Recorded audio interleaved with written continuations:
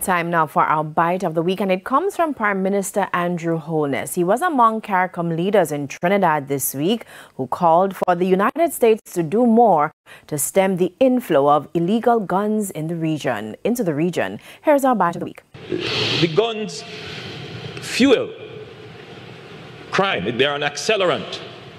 They are needed to protect drugs that are transshipped through our borders.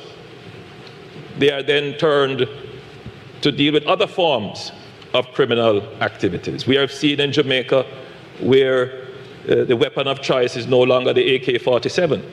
It is the AR-15, it is the Glock. These are guns that are manufactured in North America. Bite of the Week.